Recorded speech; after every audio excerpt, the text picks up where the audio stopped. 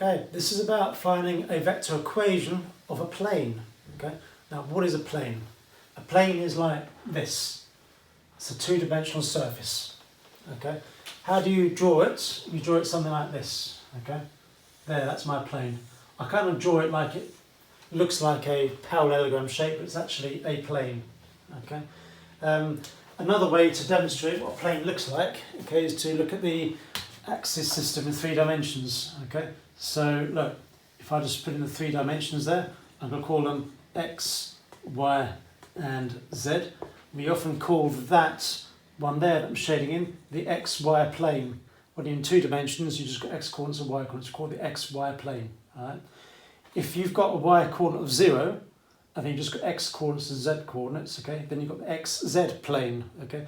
So you can see you've got the 3 different planes here for the 3 different directions, and they're all 90 degrees to each other, all perpendicular. So you've got the xz plane, which is flat. You've got the xy plane, which is flat there. You've got the xz plane, which is that. What I'm going to do is just demonstrate it using this board here, okay. It's kind of easy that way. So look, if this is the y-axis, z-axis, no, y-axis, x-axis, okay. For light flat, all these points are the x, y-axis. If I then just have that 3rd dimension being vertical, that would be the z-axis, see? Okay. So you've got the x-axis, y-axis, and you've got the z-axis. So that whole plane there, okay, you could model it as a horizontal surface, like in mechanics. That's the xy plane. But as soon as it starts to go upwards, vertically, or downwards, okay, then that adds a 3rd dimension to it, okay. So, yeah, if you have anything that's just in this plane there, that is just in this direction and this direction, that is the YZ plane, okay. If you've got anything that's just in, say, I don't know, this bit here, or this bit here, in other words, the Y coordinate is 0, okay, or the same, okay, constant, okay. Then you've got the x, z coordinates only, the x, z plane, okay. I'm hoping that was, it's difficult to demonstrate in 3 dimensions, okay, but I hope that made sense to you. Anyways, that's what a plane is. It's a 2-dimensional surface, okay. It's useful in mathematics, of course, to know the equation of a plane, okay. Now, you never have to consider this, even up to A-level mathematics. It's only really when you get more advanced work, further maths, in university maths, where you always look at 3 dimensions, okay. And so knowing the equation of a plane is quite useful, okay. Now, how do you work out the equation of a plane, okay? It's very, very similar to the equation of a line. Do you remember what the equation of a line was? Okay, it was this, wasn't it? R equals A plus lambda B. Okay, that's the equation of a line. Do you remember what the A stood for? The A stood for a position vector point that lies on the line. Okay, same with this. We need to have at least one position vector that we know lies in the plane. Okay, so we need to have at least one point that lies in the plane somewhere. Okay, now the plane might not go through the origin. The origin might be there. Okay, so you've got to be able to have a vector that can take you from the origin to somewhere on the plane. Okay, and that is what is called vector A. All right. Now then, if you have just one direction vector, remember the B was the direction vector of the line. Okay, if you have just one direction vector, that's only will give you a straight line. Okay, you need 2 different direction vectors that lie in the plane. Okay, to be able to take you anywhere in this plane, you need to have 2 non-parallel direction vectors. For example, you could have a direction vector there. Okay, there's no reason why I made it parallel to that. Just I could have put it here, but then another direction there. Okay, so you need 2 different direction vectors. So you've got position vector A, which takes you to a point, and then the 2 different direction vectors I'm going to call B and C. Okay, now you need any scalar multiple of B and any scalar multiple of C, and then that will take you to any point that lies in the plane.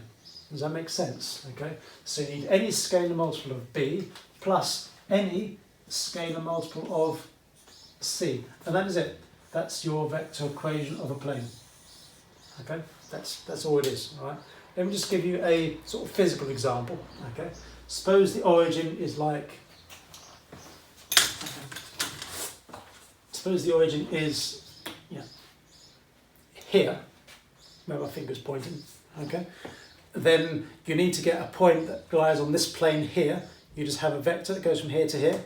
So that is your vector A. And then what you need is any two non-parallel vectors, okay? So I'm just going to draw any two non-parallel vectors, okay? Can you see those? Using any combination of those, I can get to any point within that plane because they're not parallel.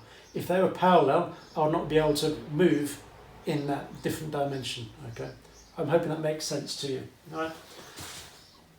I'll give an example next, right? Yeah, in the next video actually. I'll leave you to dwell on that. All right, here's the example then. So find a vector equation of a plane. You need to specify these things because there's more than one type. For example, there's a Cartesian equation of a plane as well. That's distinct and different from a vector equation. So find a vector equation of a plane passing through these points, and they're given as coordinates. Okay, so you've got point A, point B, point C. Okay, now here's another fascinating mathematical fact. Okay, if you've got any 3 points in three-dimensional space, any 3 points whatsoever, you can always find a plane that passes through all 3. Isn't that a remarkable fact? Okay, just think about why that is. I'll say it again. You've got any 3 points anywhere in space. You choose any 3 points, like there, there, there. You can always find a plane that passes through all 3 points. Okay. Remember, a plane is just a two-dimensional surface like that, which means you choose any 3 points, you find a plane that passes through. Fascinating fact. Okay. I'm not going to tell you why. You can think about it. Ask me why if you're not sure. Okay. So here's the question: find the vector equation of a plane passing through those 3 points. Okay. Right. Well, what do we have to do? Well, if you remember, this is what a plane looks like. So I'm just going to draw it for you. The first thing we need to know is a point that lies in the plane, somewhere there. Okay. And if the origin is there, you just find any position vector in the plane. So use any of those coordinate points. Use any of those, okay? So what I'm going to do is I'm going to put my final answer here, okay, and some working underneath, right? So choose any of those points. Makes sense if you just choose the first point, okay? 2, 2, -1, okay? And then what do we need? We need to have lambda A plus mu B, okay? Do you remember what the lambda A and the mu B are? Okay? Well, the lambda and mu, they're just constant values, okay? It's the A and the B that we're interested in. They are two directional vectors that lie in the plane, okay? So we'll just rub out that diagram again, okay? And just draw it out. So effectively what we've got is, we've got the 3 points, just put them there, say A, there, B, C, okay? Those are the 3 points that lie in the plane. How do you find a direction vector in the plane? Okay? Well, simple. You just join those two up, okay? Gives you one direction vector. How do you find a different direction vector? Simple. You could join those two up, and that gives you 2 non-parallel direction vectors, okay? How would you find another one if you needed it? You just join that up, okay? So you've got a choice really. You either find what AB is, or you find what AC is, or you find what BC is, and just use any 2 of those will do. You only 2 of them for 2 different direction vectors, okay? So I'm going to go for AB and AC, all right? Keep that there actually. So AB, okay, is going to be from there to there, so that's 1, and then that's 0, and negative, that's 0. It's quite easy, isn't it? Okay. And then AC, from here to here, so that's going to be 2, and then 1, and then 6.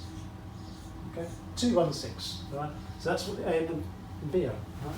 And just erase that, okay? So plus lambda multiplied by 1, 0, 0 plus mu multiplied by 2, 1, 6. And that's it. That's your equation of a plane, okay? Notice the R is still used. I didn't mention this in the last video, okay? But remember that R just stands for any position vector point, okay, that lies with this set of conditions. And the set of conditions being for a point lies on the plane. Okay? You can test it out. Okay, you can test it out. So, for example, when lambda and mu are both 0, okay, you get R equals that, point A, right? And when lambda equals 1, mu equals 0, you just get that plus that, which of course is going to give you 2 plus 1, 3, 2 plus 0, 2, negative 1 plus 0, that gives you point B. And then you've got lambda is 0, mu is 1, you've got that plus that, which gives you 2 plus 2, which is 4, 2 plus 1, which is 3, negative 1 plus 6, which is 5. There you go. So a quick check that all 3 points lie in the plane. Okay. But then by generating any other numbers, let's just go for something sort of random like this. Lambda equals 7, mu equals negative 4. Okay. If you put in lambda is 7, mu is negative 4, then you get a position vector that also lies in the plane. Okay. So for any value of lambda or mu, it could be positive, negative, fractions, 0 as I said, and it generates any position vector point that lies within that plane. Okay, which is pretty useful. Okay, so I think it's useful. I think it's nice. I hope you understood that example.